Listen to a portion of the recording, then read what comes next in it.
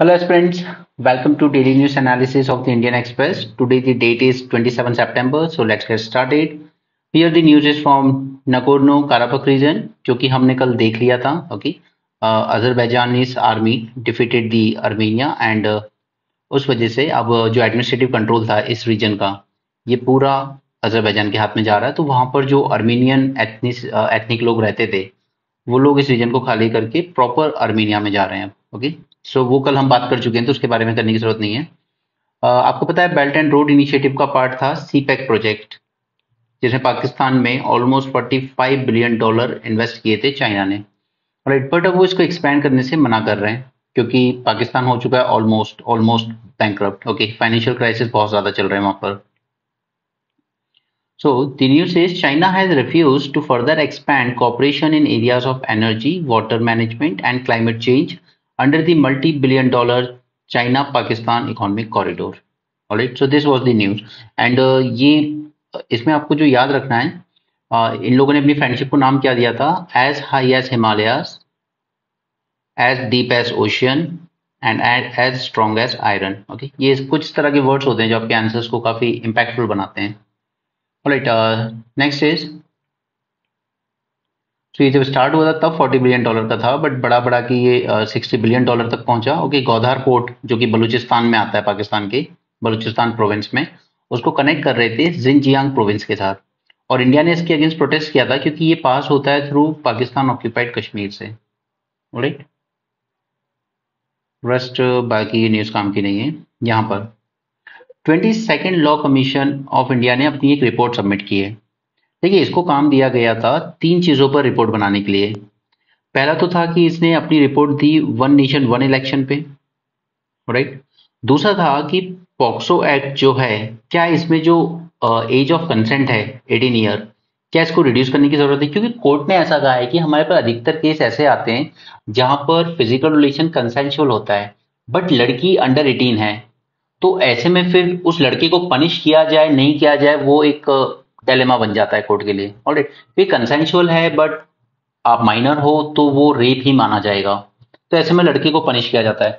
तो ये कोर्ट ने खुद डिमांड किया था कि इसको गवर्नमेंट या लॉ कमीशन एग्जामिन करे, क्या इस एज को रिड्यूस करने की जरूरत है 18 ईयर से. राइट, तो एक तो इस पर रिपोर्ट सबमिट करेगा लॉ कमीशन, और दूसरा third is against online registration of FIRs. Alright, ये 3 रिपोर्ट सबमिट करनी है 22nd लॉ कमीशन को. तो उसमें से फर्स्ट रिपोर्ट इन्होंने ऑलमोस्ट सबमिट करने वाले हैं. Law Commission of India is set to submit a report recommending simultaneous election and likely to frame the tentative timelines for simultaneous polls for 24 and 29 cycle. तो 24 में simultaneous election हो पाएंगे या नहीं वो तो time will tell. Okay, but 29 तक तो ये तैयारी की जा सकती है. इसके अलावा इसको और ये लॉ कमीशन ऑफ इंडिया अपनी रिपोर्ट सबमिट करता है to law ministry. Right, 2 other report, minimum age of consent under POCSO act and a law to provide for online filing of FIR. Right, ये 3 चीजें हैं. अब देखिए 22nd से पहले 21st लॉ कमीशन ने भी अपनी जो रिपोर्ट सबमिट की थी उसमें रेकमेंड किया था कि yes we should go for one nation one election. Right, तो 21st ने भी यही रेकमेंड किया था. और आपको पता ही है एक committee, high level committee setup की गई है under chairmanship of former president Ramnath Kovind, who will examine and make recommendation for holding simultaneous elections for everything. Okay, लोक सभा, state assemblies, municipalities and panchayat, सभी लेवल के इलेक्शन साइमल्टेनियस कराने पर ये कमेटी एग्जामिनेशन करेगी.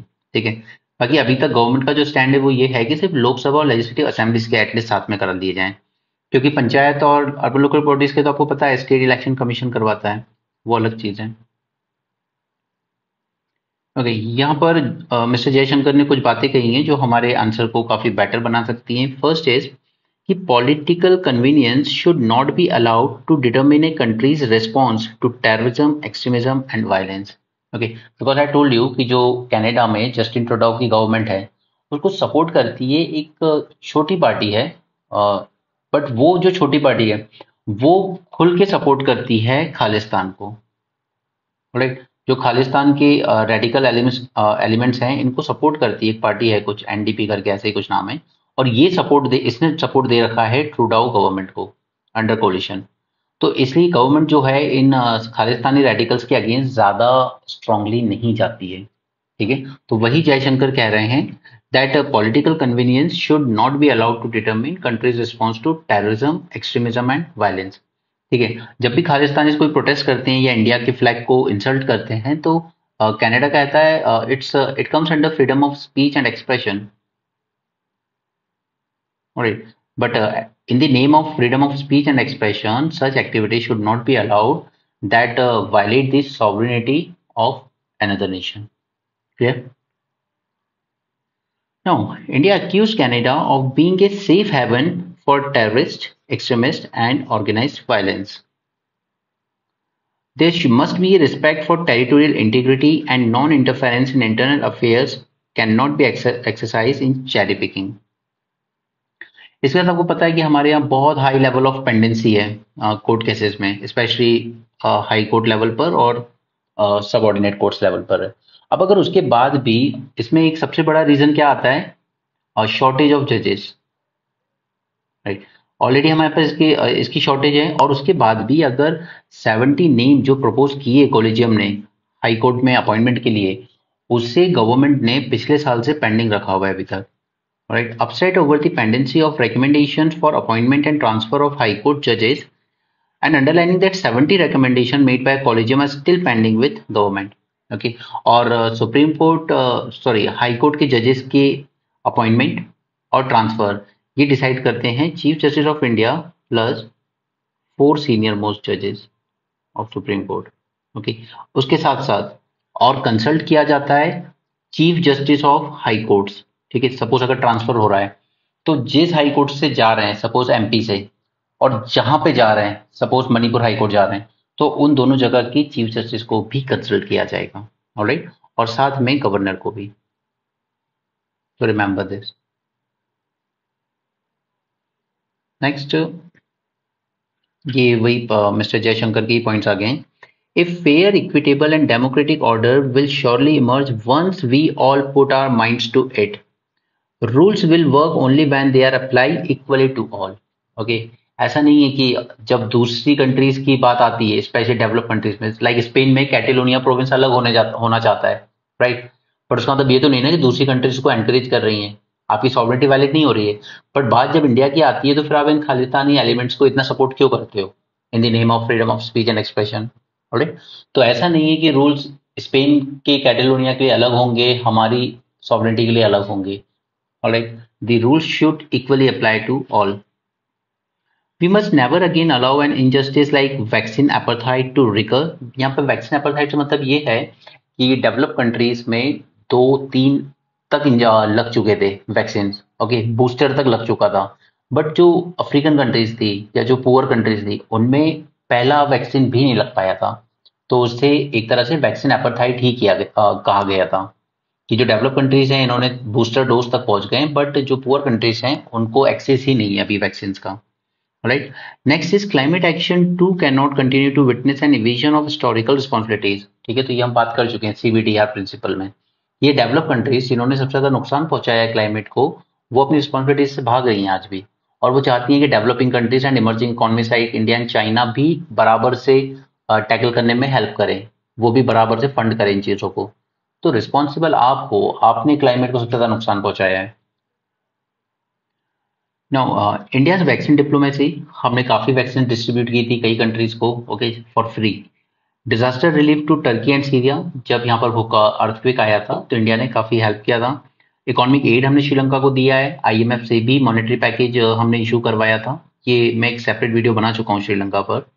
Okay, during the economic crisis and assistance to Pacific islands in health, environment and technology. ठीक है, तो ये कुछ हाईलाइट कर रहे हैं इंडिया के अचीवमेंट्स को। यहाँ पर लॉ कमीशन वाली बात कंटिन्यू है। इन 2018 21st law commission recommended the one nation one election idea, right? और ये जो 22nd लॉ कमीशन बनाया गया है, it is considered for a period of 3 years। अब यहाँ पर ये गवर्नमेंट अपनी कुछ एक यात्रा कर रही है ताकि लोगों को तक पहुंचाई जा सके कि हमने क्या क्या स्कीम्स चलाई हैं आपके लिए। तो उसमें प्लीज ये जो स्कीम्स है ना सारी, जल जीवन मिशन, भारत आवास योजना, PM किसान गरीब कल्याण, इन पे कुछ चीजें याद रख लीजिएगा, जैसे इनके 2-4 फीचर्स याद रख लीजिए। ठीक है, और मोस्ट इम्पोर्टेंटली कि इनका परफॉर्मेंस एवेल्युएशन कर लीजिएगा,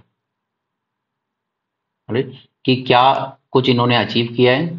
ठीक है, जैसे उज्ज्वला योजना है तो 12 करोड़ सिलेंडर दिए गए, but at the same time क्या शॉर्टकमिंग्स भी रही हैं, राइट। तो इवैल्यूएशन में आप अचीवमेंट्स प्रिपेयर कर लीजिएगा इनकी, और दूसरा कि क्या शॉर्टकमिंग्स रह गई हैं और कैसे इनको और बेटर अब एड्रेस किया जा सकता है। ये 3 हेडिंग के अंडर में आप अपना ये टॉपिक प्रिपेयर कर लीजिएगा, इतना काफ़ी रहेगा। ओके, क्योंकि अगर आपसे पूछा जाएगा तो स्कीम्स नहीं पूछी जाएंगी, ये आपसे पूछी जाएंगी तो इनका इवैल्यूएशन पूछा जाएगा। तो ये फीचर्स वगैरह पे ज़्यादा एम्फेसाइज मत करना आप, फीचर्स तब कीजिए जब कुछ नया लॉन्च हुआ हो, कोई बड़े लेवल की स्कीम लॉन्च हुई हो नई। ओके, बट जो स्कीम ऑलरेडी चल रही है उसमें आपको इवैल्यूएशन पूछे जाने के ज़्यादा चांसेस होते हैं। चलिए आगे बढ़ते हैं। अब देखिए, आई टोल्ड यू कि आप क्या कर रहे हैं, पाकिस्तान साइड से ड्रोन्स का बहुत ज़्यादा यूज़ हो रहा है। ठीक है, स्पेशली जो जम्मू वाला रीजन है, जम्मू एंड पंजाब वाला रीजन, यहाँ पे ड्रोन्स की मदद से ये लोग ड्रग सप्लाई कर रहे हैं। ठीक है, वेपन सप्लाई कर रहे हैं। आप ड्रोन फ्लाई कीजिए और वेपन बॉर्डर, इंटरनेशनल बॉर्डर के इस पार गिरा दीजिए, फिर यहाँ पे इनके जो एजेंट्स होते हैं वो कलेक्ट कर लेते हैं उसको। तो अब इसको कैसे रोका जा सकता है, तो इसको रोकने के लिए हमें एक एंटी ड्रोन सिस्टम लगाने की जरूरत है। तो वही होम मिनिस्टर ने कहा है that anti drone system will be diploid along the international border for strengthening security, smuggling of arms, ammunition, and narcotics from across the international border to Punjab and Jammu and Kashmir. Right, इसके अलावा इन्होंने कहा है कि हमें cooperative movements को और encourage करने की जरूरत है इंडिया में, फॉर एग्जांपल अमूल जैसी movements. Alright, then drop out rate of school children, इसको अरेस्ट करने की जरूरत है, एंड मैल न्यूट्रिशन को भी टैकल करने की जरूरत है। और इन्होंने स्टेट से अर्ज किया है कि आप नेचुरल एंड ऑर्गेनिक फार्मिंग को ज़्यादा बढ़ावा दीजिए, इससे फार्मर की इनकम बढ़ती है। Next, here is news related to this arm forces special power act. Right, तो यहाँ पर होम मिनिस्ट्री ने इसमें इसके अंडर में क्या आप डिस्टर्ब एरिया डिक्लेयर कर सकते हो किसी भी एक पर्टिकुलर रीजन को या डिस्ट्रिक्ट को। ओके, जरूरी नहीं कि आप पूरे स्टेट को ही डिस्टर्ब एरिया डिक्लेयर करो, जरूरी नहीं। ठीक है, अगर अरुणाचल है, नागालैंड है, वहां पर कोई 1-2 डिस्ट्रिक्ट ऐसी है या कोई पर्टिकुलर एरिया है जहां पर डिस्टर्बेंस चल रहा है, तो आप उतने को डिक्लेयर कर दीजिए और arm forces special power act वहां पर अप्लाई कीजिए। पूरे स्टेट में अप्लाई करके परेशान नहीं करेंगे वहां के पब्लिक को।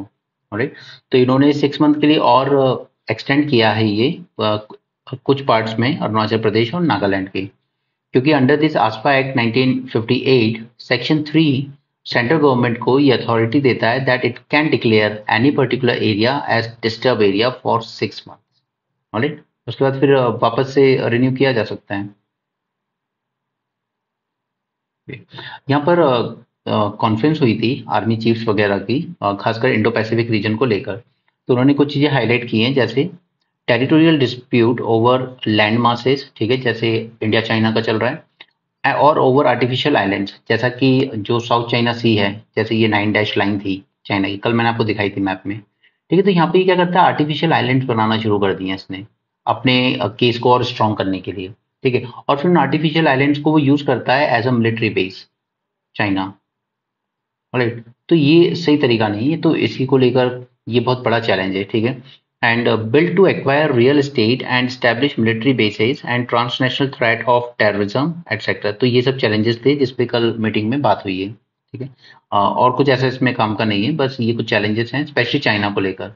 आजकल वर्ल्ड की सबसे बड़ी वरी है तो चाइना। कल मैंने आपको फिलीपींस वाला केस भी बताया था न्यूज़ में। राइट, फिलीपींस में भी उन्होंने क्या किया था कि अंडर वाटर आपके लिए बैरियर बनाए जा रहे हैं ताकि आप लोग वहां पर फिशिंग्स ना कर सकें एंड सो ऑन। तो चाइना की हरकतें ठीक नहीं है। ये सब मध्य प्रदेश में इलेक्शन आ रहे हैं तो फालतू के एडवर्टाइज चल रहे हैं। एक्चुअली ना आज के पेपर में क्या हुआ है, जो मुझे जो ई पेपर मिला ना, इसमें ये वर्ल्ड पेज 2 बार रिपीट हो गया है और आपका जो एडिटोरियल का पेज था वो मिस हो गया है इसमें। तो वो मैं भी आपको अलग से बता दूंगा, ये चलिए हम साथ में ही देख लेते हैं। एक सेकंड गाइस।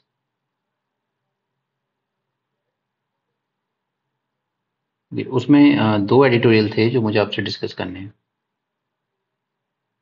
पहला ये था कि हमने कल हाईलाइट किया है हाइड्रोजन ड्रिवन बस कल लॉन्च किया ना हमने।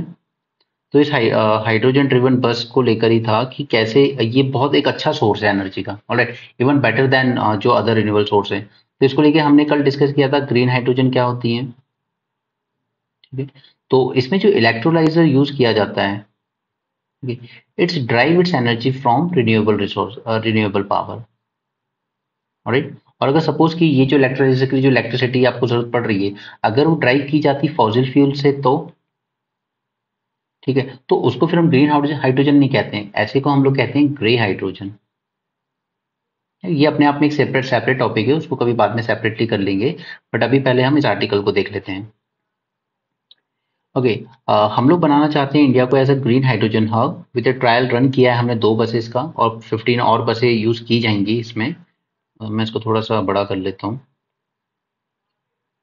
इसके ग्रीन हाइड्रोजन सबसे बड़ी बेनिफिट क्या है कि virtually almost zero zero emission होते हैं, कार्बन एमिशन। ओके, बिल्कुल एकदम जीरो। राइट। एंड इनका जो फ्यूल है वो भी काफी ज्यादा एफिशिएंट है as compare to IC engine. मैंने कल इसके बारे में आपको बताया भी था कि अगर हमने एक बार 30 kg का फिल करवा लिया पूरा, ग्रीन हाइड्रोजन बस की बात कर रहे हैं, ठीक है, तो ये आपको ऑलमोस्ट दे सकती है 12 km/kg। ठीक, इतना दे सकती है। जबकि हमारे जो आईसी इंजन होते हैं डीजल वगैरह के, जो डीजल कार या डीजल बसेस होती हैं, they just give you 3 km/L। Alright. तो ये हाइड्रोजन फ्यूल बसेस अगर सक्सेसफुली ट्रायल हो जाता है इनका, तो ये काफी ज्यादा एफिशिएंट होंगी। ओके।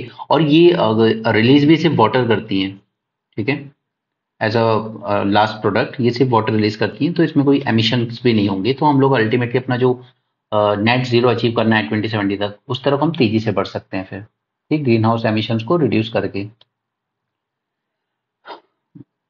नाउ क्योंकि देखिए सोलर और विंड पावर में अनसर्टेनिटीज होती हैं, कभी अवेलेबल है कभी नहीं है, तो इसी के लिए हमने लॉन्च भी किया था ग्रीन हाइड्रोजन मिशन। ये प्लीज अपने मेंस के लिए प्रिपेयर कर लीजिएगा सेपरेटली, ये इंपॉर्टेंट है आपके लिए। ये green hydrogen mission, remember this, don't forget, ठीक है।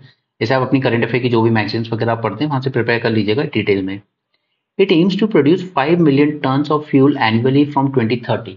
ओके, इस मिशन के अंडर में हम लोग 5 million ton hydrogen fuel produce करना चाहते हैं बाय 2030। और फिर आप उसमें वही बातें लिख सकते हैं कि हम ग्लोबल हब बनना चाहते हैं इसमें, राइट, हाइड्रोजन फ्यूल में। Now the project aims to reduce dependence on imported fossil fuel up to the tune of 1 lakh crore and avoid 50 million metric tons of carbon greenhouse gas emissions। ठीक है, देखिए इसमें काफी सारे barriers हैं। ये सारे जो हमने पॉइंट देखे ये ग्रीन हाइड्रोजन मिशन के फीचर्स हैं, जब आप इसको पढ़ेंगे तो आप समझ जाएंगे बिल्कुल। Okay. The technology to use electricity to draw hydrogen from water, ये आपको पता है वाटर को हमें स्प्लिट करना होता है with the help of electrolyser, ठीक है, हाइड्रोजन अलग ऑक्सीजन अलग, ठीक है, इसी को हम कहते हैं इलेक्ट्रोलिसिस। तो ये टेक्नोलॉजी हमारे पास 1800 से है वर्ल्ड ओवर, ऐसा नहीं है कि ये कुछ न्यू टेक्नोलॉजी डेवलप की है, हम सिर्फ हाइड्रोजन फील्ड पे फोकस बढ़ा रहा है world over. India will need to add about 100 gigawatts of renewable energy capacity every year. ठीक है, क्योंकि अगर हम ग्रीन हाइड्रोजन की बात कर रहे हैं तो हमें इलेक्ट्रिसिटी चाहिए जो ग्रीन सोर्सेज से ड्राइव की गई हो। तो उसके लिए हमें जरूरत है कि हम हर साल अपनी रिन्यूएबल एनर्जी कैपेसिटी में 100 गीगावाट का एडिशन करें फॉर नेक्स्ट 7 ईयर्स, अगर ये अचीव करना है हमें बाय 2030, 5 मिलियन टन का प्रोडक्शन। ठीक है, ये अचीव करना है तो हमें 100 गीगावाट रिन्यूएबल एनर्जी पावर का एडिशन भी बढ़ाना होगा। राइट। और जबकि अगर हम देखें तो हमने लास्ट ईयर सिर्फ 16 गीगावाट रिन्यूएबल एनर्जी का एडिशन किया है, तो ये अपने आप में बहुत बड़ा चैलेंज है। नाउ अब इसको प्रोड्यूस करने में वाटर भी बहुत ज्यादा यूज होता है। Producing 1 kg of this clean fuel require 8 to 9 litres of water. अब हमें पता है कि हमारे इंडिया में काफी सारे रीजन ऑलरेडी वाटर स्ट्रेस चल रहे हैं। राइट। फिर नेक्स्ट स्टेज की इलेक्ट्रोलाइजर बनाना भी अपने आप में काफी चैलेंजिंग है। Global manufacturing capacity of electrolyser, that is the unit where electrolysis take place, is about 10 gigawatt. Okay, इसीलिए ग्रीन हाइड्रोजन मिशन में हमने अपना सबसे ज्यादा बजट डेडिकेट किया गया है for development of electrolyser to attain its 2030 target, वही 5 मिलियन टन वाला। ठीक है, India could need 6 to 10 times the world's current electrolyser production capacity. इसके अलावा access to rare earth mineral जो कि डोमिनेटेड करता है चाइना, इस पे हम मेंस में पूरा लेक्चर देख चुके हैं। Okay, it will also play critical role for scaling up electrolyser production. Now, technological innovation will require in transporting and storing the highly flammable green fuel. Okay, हमने उसमें भी देखा था कि अभी ये जो बसेस चलाई गई हैं ये एम्प्टी बसेस हैं, पैसेंजर कैरी नहीं करेगी, तो ये काफी इनफ्लेमेबल होता है ये फ्यूल। राइट, तो इसको स्टोर करना भी अपने आप में एक चैलेंज है। ठीक है, दूसरा चैलेंज हमने क्या देखा, इलेक्ट्रोलाइजर्स। ठीक है, इलेक्ट्रोलाइजर्स का प्रोडक्शन करने का ये सेकंड चैलेंज है। दूसरा कि अगर हम ग्रीन हाइड्रोजन ही प्रोड्यूस करनी है तो इसके लिए हमें दोनों चीजें चाहिए। पहला, रिन्यूएबल एनर्जी की कैपेसिटी भी बढ़ानी होगी, और दूसरा वाटर स्ट्रेस जो प्रॉब्लम है उसको भी एड्रेस करना होगा। राइट, और इसके अलावा हमें जो रेयर अर्थ एलिमेंट्स हैं इनकी भी जरूरत पड़ेगी इलेक्ट्रोलाइजर्स का प्रोडक्शन इंक्रीज करने में। राइट, तो ये 4 मेजर चैलेंजेस हैं। इसके अलावा आप नेशनल हाइड्रोजन मिशन को डिटेल में तैयार करेंगे, जिसमें हम लोग 5 मिलियन टन तक का प्रोडक्शन करना चाहते हैं बाय 2030। ऑलराइट, तो ये 3-4 पॉइंट्स हैं जो इस आर्टिकल से आपके लिए निकल कर बाहर आते हैं, और ये है जो बताता है कि कितना एफिशिएंट है ये। ठीक है, तो इस पे हमें वर्क करना चाहिए। एफिशिएंट फ्यूल है काफी। चलिए नेक्स्ट आते हैं बेनूस गिफ्ट। तो ये जो ओसिरिस रेक्स मिशन था इसका नासा का, ठीक है, उसने सैंपल भेजे। बेनू क्या था? बेनू वॉज द एस्टेरॉइड जहां से हमने सैंपल्स लिए हैं। राइट, काफी कार्बन रिच है ये। Okay, asteroid Bennu. Osiris X was the name of the mission. Okay, salt lake city Utah USA में ये ड्रॉप हुआ है। ठीक है, this is first American asteroid sample mission, but Japan कर चुका है ये पहले। ठीक है, जापान 2010 में एक बार कर चुका है ये, और उसके बाद एक बार दोबारा भी किया था इसने। ठीक है, तो सैंपल रिटर्न अगर एस्टेरॉइड से आपको इस तरह का स्टेटमेंट दिया जाए तो this is not the first, just the first American project. ठीक है, इससे पहले जापान ने किया है ये, तो ये बात ध्यान रखिएगा और स्टेटमेंट प्रॉपरली रीड कीजिएगा एग्जाम में। ऑलराइट, तो इसके बेनिफिट्स क्या हो सकते हैं? अगर मीन्स के पॉइंट ऑफ व्यू से देखें तो हमें इससे क्या पता चल सकता है? देखिए, इससे पता चल सकता है हमें अपने अर्ली यूनिवर्स के बारे में, क्योंकि इसमें जो भी मिनरल कॉम्पोजिशन है ना वो काफी अनचेंज है तब से, जब से यूनिवर्स बना था अराउंड 4.6 बिलियन ईयर एगो। ठीक है, तो हमें पता चल सकता है कि इसमें ऐसे कौन से मिनरल्स थे, क्या उनसे माइक्रोब्स वगैरह पैदा हुए थे वहां से। ठीक है, और फिर लाइफ स्टार्ट हुई। तो हमें कहीं ना कहीं ये पता चल सकता है कि अर्थ पर अर्ली लाइफ कैसे स्टार्ट हुई। ठीक है, तो ये सेकंड चीज है। फर्स्ट, अर्ली यूनिवर्स के बारे में हमें पता चल सकता है। सेकंड, कि ये अर्ली लाइफ कैसे स्टार्ट हुई है अर्थ पर। ऑलराइट, ये पता चल सकता है हमें। तो यही क्वेश्चन आपको मेन से पूछे जाएंगे इसी तरीके के। Now, first American sample mission written in history will offer scientists insight into genesis of solar system and how life came on the earth. Japan ने मिशन किए थे 2010 में, उसने रिट्रीव किए कुछ small portion of asteroid chunks. Okay, उसमें से एक एस्टेरॉइड का नाम है इटोकावा। तो आजकल ये सब नाम याद रखना बहुत जरूरी हो रहा है। वर्बेटिम बेस्ड क्वेश्चन बहुत ज्यादा आ रहे हैं यूपीएससी प्रीलिम्स में। ठीक है, और एक और था रियुगु। ठीक है, ये भी एस्टेरॉइड का नाम है। तो अब चाहे ये आपके लिए बेनू हो जाए, इटोकावा हो जाए या रिकी हो जाए, just remember all these are name of asteroids. Clear? Now it will take us a step closer to discovering the nascent years of the earth. Okay? It is the repository of solar system history and holding clues especially about the birth of life on earth. ठीक है, तो ये दो चीजें हैं जो हमें इस मिशन से पता चलेंगी। चलिए हम वापस से आते हैं अपने न्यूज़पेपर के एनालिसिस पे। अभी थोड़ी चीजें और बची हैं। ये आज जहां से मुझे फाइल मिली ना वहां से गड़बड़ हुई थी, इस चक्कर में थोड़ा, एक सेकंड यार, ये वर्क नहीं कर रहा। चलिए यहाँ से कर लेते हैं। Alright, this is our next thing. देखिए काफी 63% of cancer death of Indian women for preventable, ये लैंसेट की रिपोर्ट है। अब मैंने आपको कहा है जब भी आप सोशल टॉपिक्स पढ़ेंगे तो आप दो चीजों पर जरूर फोकस करेंगे, एक तो रिपोर्ट और दूसरा डेटा। ठीक है, ये आपको अच्छा खासा इंट्रोडक्शन बना के देती हैं अगर आप क्वेश्चन आप में आपको सोशल टॉपिक से आया हुआ है। ठीक है, तो विमेन की जब हम बात करते हैं कि इन लोगों पे इनकी बीमारियों के बारे में, तो ये एक सबसे बड़ा तो आ जाता है कि अपैथी। ठीक है, सीरियस नहीं है, इवन विमेन विमेन खुद भी कंसर्न नहीं होती अपनी हेल्थ के बारे में। और दूसरा, अगर कोई बीमारी हो जाए तो फैमिली स्पेशली थोड़ा बीपीएल फैमिलीज में चले जाएं तो कई बार कंसर्न नहीं दिखाया जाता है इतना उनके ट्रीटमेंट का। उसमें एक एग्जाम्पल भी दिया है कि एक लेडी को लगा कि आई प्रॉब्लम है, हेडेक प्रॉब्लम है, बट वो ब्रेन कैंसर निकला ultimately, and husband were all drunk, he was not interested in even giving that. Okay, दूसरा कि प्राइमरी हेल्थ केयर इतना वीक होता है कुछ विलेजेस वगैरह में कि कई बार बीमारी बहुत बढ़ने के बाद जाके पकड़ में आती है। ऑलराइट, तो ये इनको स्ट्रेंथन करना जरूरी है सबसे पहले तो, क्योंकि आदमी को दिक्कत होती है तो वो तो शहर जाके दिखा लेता है। ठीक है, विमेन को होती है तो उसको लगता है यहीं दिखा ले आसपास, प्राइमरी हेल्थ केयर में कुछ ज्यादा नहीं होगा। ठीक है, दूसरा इनकी न्यूट्रिशन में काफी इशू होता है। ज़्यादा ना तो वो खुद अपने न्यूट्रिशन पे ध्यान देती हैं, ना ही फैमिली देती है। ऑलराइट, 3 तरह के कैंसर सबसे ज़्यादा होते हैं विमेन्स में, that is breast, cervical and ovary. Right, तो अब ये रिपोर्ट कह रही है कि 67% जो डेथ हुई है कैंसर से विमेन में, ये प्रिवेंटेबल थी अगर इनको टाइमली ट्रीटमेंट मिल जाता तो। राइट, तो चलिए अब देखते हैं। Nearly 63% of the cancer death among women in India could have been prevented by reducing risk factors or screening or diagnosis, and 37% death can be averted. Lancet commission की report है on gender and cancer treatment, तो इसको अपने notes में लिख लीजिए, यहाँ से एक डेटा उठा लीजिए, ठीक है, बस इतना काफी होगा। तो कुल इंडिया में डेथ हुई है 6.9 million cancer death among women.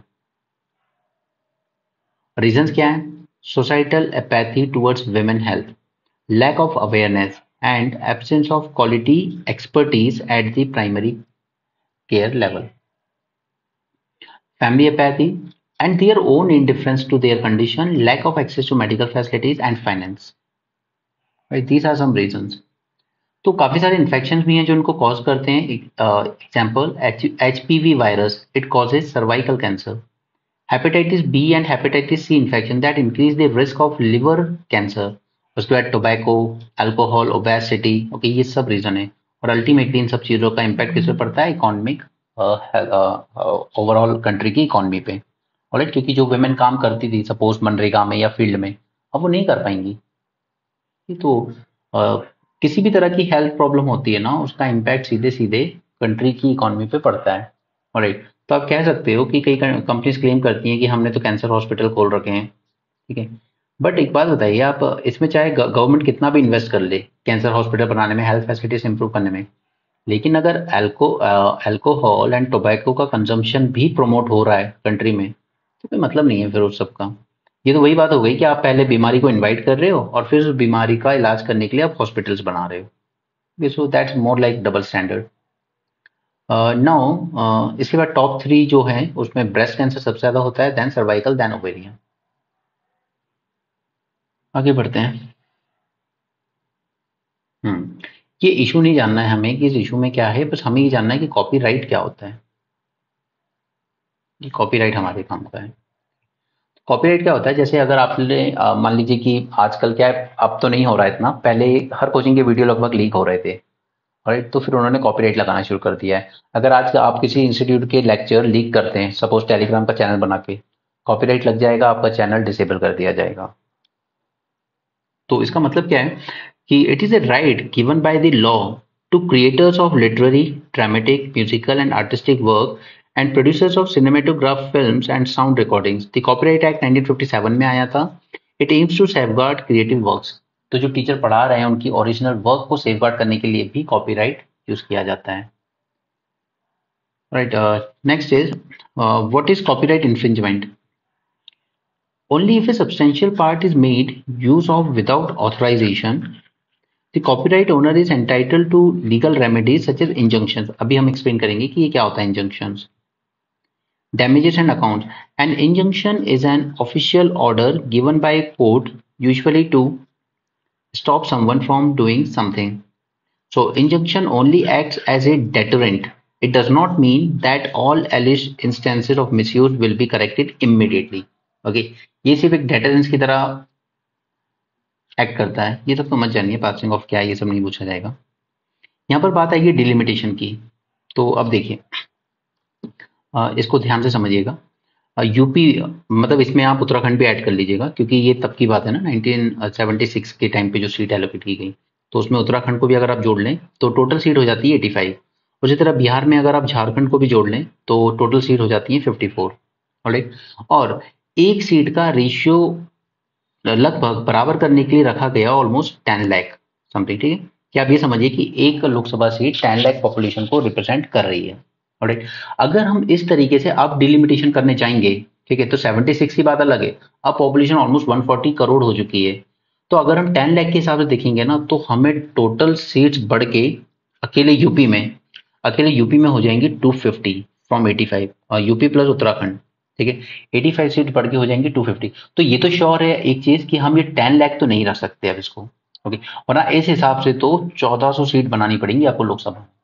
जो कि फिर पॉसिबल नहीं होगा ना, सस्टेनेबल नहीं होगा वो। ठीक है, वो तो फिर आप वहाँ क्या डिवाइड हो पाएगी इतने लोगों में। ठीक है, तो आप एक बात को समझ सकते हैं कि यहाँ पर हमने जो रेशियो रखा था हर एक सीट में इक्वल रखने के लिए 10 लाख, इसको या तो हमें 15 लाख करना पड़ेगा या 20 लाख करना पड़ेगा, राइट। तो अगर हम इसको रेशियो को बढ़ा के 15 लाख कर देते हैं तो भी यूपी अकेले उत्तर प्रदेश एंड उत्तराखंड की सीट बढ़कर हो जाती है 168। तो ये भी शायद थोड़ा अनसस्टेनेबल ही होगा, बहुत ज्यादा है। तो अगर इसको 20 लाख का रेशियो रखें तो 126 होती है। तो ये फिर भी कहीं ना कहीं एक्सेप्टेबल है, क्योंकि अगर हम 20 लाख का रेशियो रखेंगे एक लोकसभा सीट पे, तब जाके हमारे पार्लियामेंट की सीट्स आएंगी लोकसभा की 707 पे। ऑलराइट, और अभी जो हमारी आई थिंक नई लोकसभा बनी है उसमें है टोटल 888 सीट्स। ठीक है, तो हमें कहीं ना कहीं 700 या 800 के आसपास ही लोकसभा की सीट्स की जा सकती हैं। ऑलराइट, तो आपको रेशियो भी अपना जो 10 लाख पर सीट था उसको कहीं ना कहीं बढ़ा के 20 लाख तक करना होगा या 15 लाख करना होगा। ठीक है, अगर आप इतनी सीट्स रखना चाहते हैं लोकसभा में तो 15 लाख रख सकते हो, और अगर 707 रखना चाहते हो तो 20 लाख का रेशियो रखना होगा। क्लियर। अब देखिए इसमें सबसे बड़ा इशू क्या आ रहा है, इसमें इशू ये आएगा, now look at this Tamil Nadu. ठीक है, 76 के हिसाब से इसके पास थी 39 सीट्स, और अगर हम 20 लाख के रेशियो के हिसाब से अब डिलिमिटेशन करते हैं तो तमिलनाडु के पास तो उतनी ही रह जाएगी 39, मतलब कहीं ना कहीं उसकी पॉपुलेशन क्या है, स्टेबलाइज है। But UP Uttarakhand and UP 85 से बढ़ के 126 हो रही है, तो इनका वेटेज बढ़ जाएगा। ठीक है, तो जो पार्टी इन एरियाज में डोमिनेंट है, for example currently BJP in Hindi heartland states में, तो उनका वेटेज ज्यादा पड़ जाएगा और पावर पर बीजेपी की पकड़ और ज्यादा होगी प्रेजेंट कंटेक्स्ट में देखें तो। ठीक है, बिहार झारखंड देख लीजिए 54 सीट्स थी बट इनकी पॉपुलेशन बढ़ी है, अब अगर डिलिमिटेशन करेंगे तो ये सीट्स बढ़ के हो जाएंगी 85, right. And just look at this Kerala now, इसके पास थी 20 सीट्स, इसकी पॉपुलेशन उल्टा कम हुई है तो इसकी सीट्स रिड्यूस होकर 18 हो जाएंगे। सो आपको नहीं लगता कि जब भी डिलिमिटेशन होगा साउथ इंडियन स्टेट्स के कंसर्न काफी जेन्युइन है, राइट, क्योंकि उनकी नंबर ऑफ सीट्स या तो घट जाएंगी या बहुत मार्जिनली बढ़ेंगी। But this Hindi heartland state, UP Bihar Rajasthan, इनका बहुत ज्यादा बढ़ेगा। लाइक राजस्थान में भी 25 है, बढ़ के हो जाएंगी 41।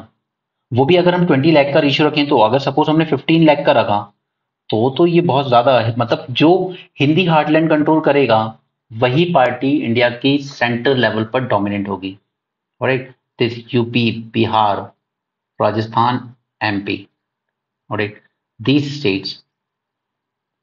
ओके, तो डिलिमिटेशन को लेकर काफी इश्यूज होंगे अभी आगे चल के।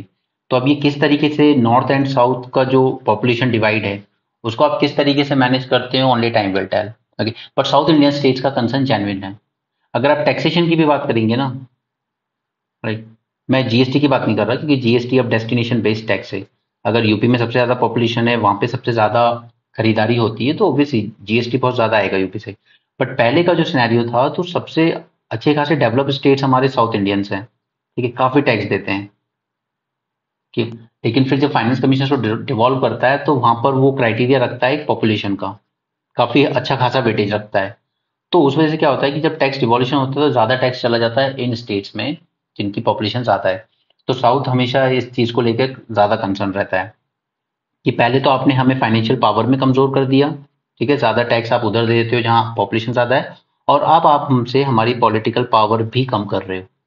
डिलिमिटेशन के बाद हमारी सीट्स कम होंगी, नॉर्थन स्टेट्स की ज्यादा होंगी, और उस वजह से क्या होगा, जो नॉर्दर्न रीजन की पॉलिटिकल पार्टीज हैं, ठीक है, ये ज्यादा डोमिनेंट होंगी इनकी। मतलब आप कह सकते हो अगर कोई बिल आया है, कुछ आया है, तो साउथ इंडियन स्टेट्स के कंसर्न्स को उतना ज्यादा एड्रेस नहीं करेगा वो। ये सब इतना डिटेल में मत जाइए, ये एलआरएस पे 20% टीसीएस एंड सो ऑन, इतना इतना डिटेल में आपके लिए जरूरत नहीं है। ठीक है, ऐसा कुछ नहीं है इकोनॉमी पेज में जो आज मुझे आपको बताना हो। आगे चलते हैं, ये सब स्पोर्ट्स न्यूज है। Okay, so that's it for today's session. And yes, lastly, before going, one thing I would like to tell that we have started a 75 days challenge.